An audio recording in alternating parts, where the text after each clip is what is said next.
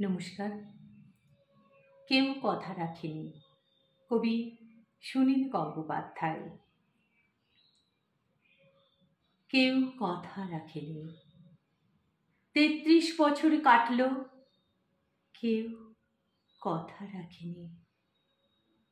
ছেলেবেলায় এক বষ্টমী তার আগমনী গান হঠাৎ থামিয়ে বলেছিল, শুক্লা দ্বাদশীর দিন অন্তরাটুকু শুনিয়ে যাবে।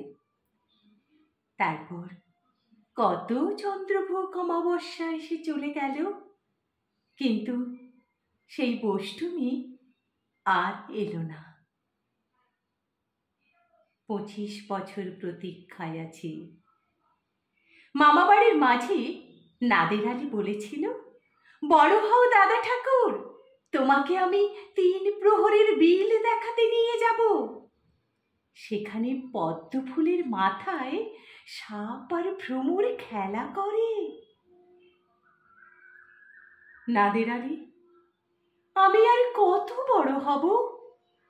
আমার মাথা এই ঘরের ছাদ ফুঁড়ে আকাশ স্পর্শ করলে তারপর তুমি আমায় 3 প্রহরের বিল দেখাবে?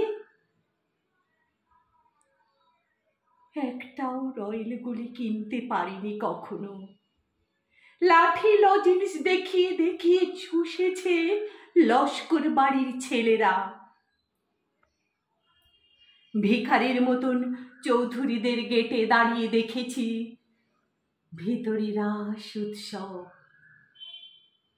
অবিরল রঙের ধারার মধ্যে সুবর্ণ কঙ্কন পরা ফর্সা রমণীরা কত রকম আমোদে হেসেছে। আমার দিকে তারা ফিরেও চায়নি। বাবা আমার কাঁধ ছুঁয়ে বলেছিলেন, দেখিস একদিন আমরাও। বাবা এখন অন্ধ। আমাদের দেখা হয়নি কিছুই। সেই রয়েলগুলি, সেই লাঠি লজেন্স, সেই রাস উৎসব আমায় কেউ ফিরিয়ে দেবে না। বুকের মধ্যে সুগন্ধি রুমাল রেখে বরুণা বলেছিল, যেদিন আমায় সত্যিকারের ভালোবাসবে সেদিন আমার বুকেও এরকম আতরের গন্ধ হবে। ভালোবাসার জন্য আমি হাতের মুঠোয় প্রাণ নিয়েছি। দুরন্ত ষাঁড়ের চোখে বেঁধেছি লাল কাপড়। বিশ্ব সংসার তন্ন তন্ন করে খুঁজে এনেছি 108টা নীল পদ্ম। তবু কথা রাখেনি বরুণা।